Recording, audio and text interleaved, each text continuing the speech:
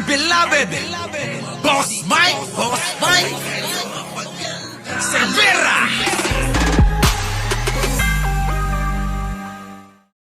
Mga kababayan, ako po, Diyos ko, etong mga kayo mga DDS, abay, iyak ninyo eh. Biro ninyo pati yung mga kapatid sa sa Iglesia ni Cristo, dinamay nyo na.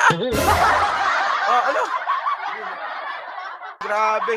Pero mo pati Iglesia ni Cristo, dinamay. Kaya nga alam nyo mga kababayan, ako hindi naman ako iglesia, pero napakarami kong kaibigang Iglesia ni Cristo. Na alam nyo mga kababayan, na hindi dapat pinag-uusapan na yung ating mga paniniwala dyan, di ba? Huwag na ho yung ganon. Kaya minsan hindi ako, masyadong dyan sa ganyan. Hayaan na lang natin ang bawat isa sa kanilang mga paniniwala. Oh, 'di ba? Oh, si Kibuloy hindi na naman natin yung paniniwala niya eh. Ang tinutukoy halika hindi bakit si Kibuloy yung paniniwala niya? Hindi. Paniniwala niya yun, pinagtatawanan lang natin. Pero, 'di ba? Ako hinahayaan ko yung paniniwala niya yun. Ang ating tinutuligsa dito ay yung kanyang mga kaso na na mga pinaggagawa, 'di ba? Pagdating sa relihiyon nila, bahala sila do'n sa kanilang paniniwala. 'Di ba kung si Kibuloy ang kanilang pinaniniwalaan, na kanilang Diyos, wala tayong magagawa. Pasok na, unahin na natin 'tong hinayupak na 'to. Okay, pasok. Takot pala si BBM sa sa iglesia eh. Magnanalangin kayo. Manalangin kayo na ang Iglesia ni Cristo, yun ang manawagan. Kasi napakanan din ng kanilang miyembro bilang mga Pilipino. Napakanan. Ngayon, ang ginagawa niya, manalangin daw na sana sumama daw yung mga kapatid sa iglesia. Kutang politiko dyan. Takot sila dyan. Sir, ibig niyo sabihin ng kaya lang ni BBM, KOJC lang, ganon? Kita nyo, meron pang isa. Hindi ko alam kung sino. At si Bibi Sara. Subukan nilang tanggalan ng security ang Iglesia ni Cristo. Subukan nilang bawasan ng security yung Iglesia ni Cristo. Wala. Bakit kailangan sinasabi na itong bigay ba ni Pangulo? Bigay ba ng gobyerno ang security ng Iglesia ni Cristo? Alam ko, mga kababayan, tama nyo po ako pagka mali po ako. Alam ko po, may mga bantay o di ko alam kung voluntaryo ng voluntaryo ng INC itong scan, di ba? Mga kababayan, di ba? Scan yung lagi ko nakikita sa mga kalsadahan na nag-aasiste sa mga biyahero sa tuwing may mga okasyon tulad ng mahal na araw, volunteers, di ba? Voluntaryo nga volunteers ng INC, kita nyo mga kababayan. Pinagsasabi na ito si Kalbo. Minsan alam nyo, etong criminal na to, criminal kasi, di ba? Na na siya na verdict na siya sa pagkakasalang perjury. Sinungaling, ganon, di ba? Sinungaling, di ba? Di ba? Oh. Tuwag pala si BBM. Diba? Ganun talaga, tuwag. Tuwag ka. Aray.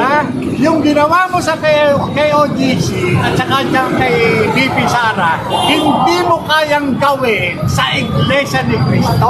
Duwag pala. Kita nyo, biglang dinamay nila. Ganyan na ganyan, alam nyo, ganyan na ganyan din ang style ni Maharlika. Gets nyo? Ang gagawin niya, titirahin niya yung aking crush. Alam niyo kung sino? Yung asawa ni Chris? Si Heart Evangelista. Di ba titirahin niya kung ano-ano sasabihin niya. Tapos buti pa itong artista na to, yung may ganon. Di ba? Hindi nila matira lang ng diretso yung taong dapat nilang tuligsain o gusto nilang pababain o awayin o anong tawag nila. Pero biglang napasok yung iglesia. Bakit? Si Sige, BBM. Martin, bawasan mo ng security. Tignan mo, pinipilit niya. Oh, bawasan mo ng security, mga iglesia. Si Pangulo ba, ang gobyerno ba ang nagbigay ng security sa mga iglesia ni Cristo? Oh, kininan. Diba? Agpapansin da, kini Manalo. Oh, di ba? Ay na. Oh, sige, tuloy.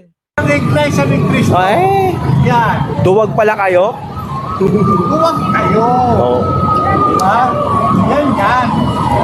Tignan mo mga kababayan, sasabihin nila, duwag pala kayo. Para bang parang ganito lang yan mga kababayan. Naglalaro tayo, ang laro natin ay chess. Lalaro tayo ng chess eh. Oh, di ba? Hamunin nyo si Mike Cervera ng basketball. Bakit? Chess ang laro ko. Bakit hamunin mo ako dun sa basketball? Parang ganun di ba? Mga bobo. Diyos ko. Di ba? Oh, sige, tuloy. Reginald Torre, anong masabi mo sa ginagawa sa Davao City? Ganda ka ng mga sinasabi mo. General Torre. Yan yung si Franz Castro at saka si Sator na kriminal, di ba? Nag-usap-usap yung mga engot. Yung kriminal, nahatulan na. Yan ba ang yung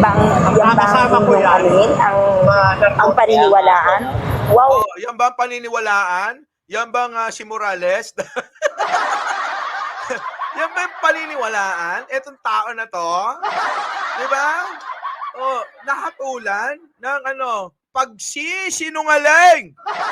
Kung sinungaling ka, alam mo mga kababayan alam mo nang sinungaling yung tao, tapos paniniwalaan mo pa, ano tawag dun? Ayoko sabihin talaga, sobrang mangmang ng mga ito. Pero, pagbigyan na lang natin, sige na nga. Mangmang talaga. Tapos may mga may mga kaibigan pa tayo, mga nagpo-post pa. Oo. Na mga kasama nila si Morales. Alak ng tipaklong kayo, proud na proud kayo, kasama yan. Ay, nako. Kaya nga po Pero, doon sa ginagawa niya, hindi ako pabor. hindi ako Pulis ng layoff na sa KOGC. Pulis ng bayan. Dito. Sabi nilang dinidikit ang mga Pwede yung lecturing. Matutuloy ko ba yun? Alam, kay Senator Pato, sabi ko nga, Sabihin niya lahat naman, member ko dito po, nakikisimpatya po kami doon. at the chairman ng Committee on Public Order and Entertainment. No, hayaan na natin. Hayaan na natin si Morales. Diba? Sana naman, mga kababayan, kayo mga nasa kabila, sana naman, focus lang kayo sa pinaglalaban ninyo. Yung pinaglalaban ninyo, laban nyo yun. Hindi laban ng ibang tao, ibang grupo, di ba? Huwag nyong inganyuhin, huwag nyong sasaklawan yung kanilang sariling mga paniniwala at desisyon.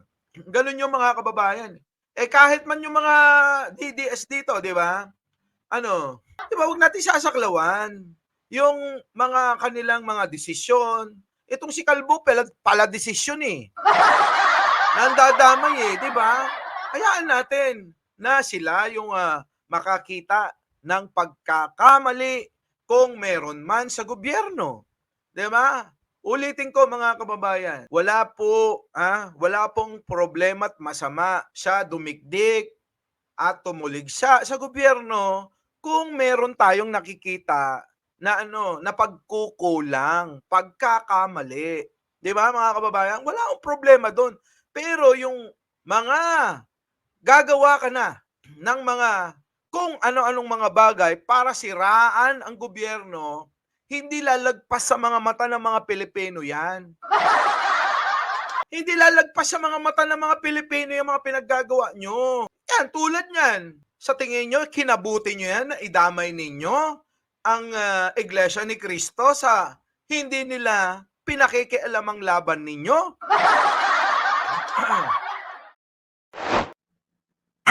beloved, Boss Mike, Boss Mike.